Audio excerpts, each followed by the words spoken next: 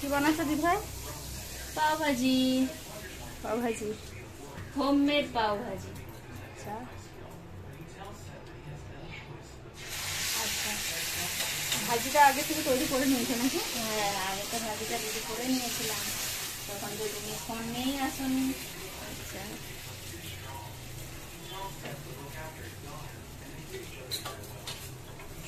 এই যে আমার দিদিভাই পাও ভাজি বানাচ্ছে, হোমমেড পাও ভাজি। খাবার খুব সুন্দর বানায়, দারুণ। যার যার খেতে ইচ্ছে হবে একদম চলে আসবে ব্যাঙ্গালোর কোরবাংলা সুনিতা মণ্ডলের হাতে পাও ভাজি খেতে।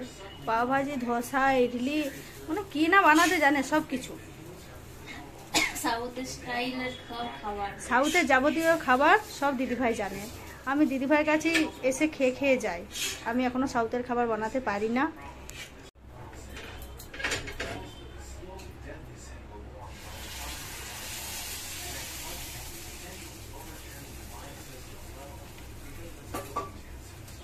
বাটারে 12টা বাজিয়ে দিয়েছে।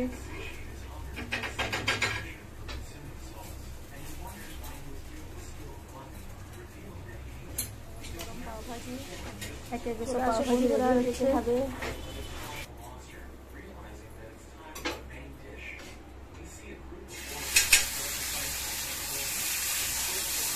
হোটেলওয়ালাদের বড় তাবা কিনা, আর আমার তো এইটুকু তাবা, ওই জন্য এইটুকু দিয়ে দিই সব করতে হয়।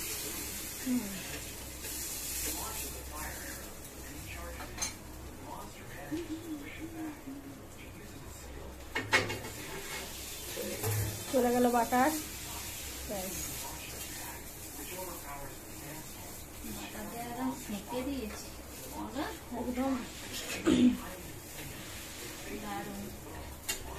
শুধু ওই জন্য তো ভাবি হোটেলওয়ালাদের 12টা বেজে যায় কি করে রান্নার জায়গা। এই যে সব পাওভাজি রেডি। চলে আসো, খাবার ঝটপট চলে আসো সব। ততক্ষণকার ফ্রিজে ঢুকি দিই বাটারটা, না হলে একদম চটপট চলে আসো সব, এবারে খাওয়ার পালা। গরম গরম pav bhaji ready, made by Sunita Mondal. আমি কিছু জানি না সাউথের খাবার, আমি খালি খেতে জানি। খেতে দেখা যাক কেমন লাগছে টেস্ট।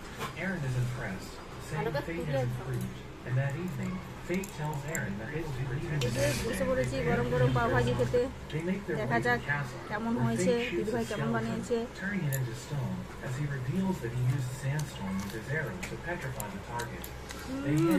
খুব সুন্দর হয়েছে, অসাধারণ। বড় বড় ধাবা রেস্টুরেন্ট সবার খাবারকে হার মানিয়ে দেবে দিদিভাই, এত সুন্দর সাউথের খাবার বানাতে পারে। তাই সবাইকে বলছি দেরি না করে ঝটপট চলে আসো দিদিভাইয়ের হাতে সাউথের খাবার খেতে।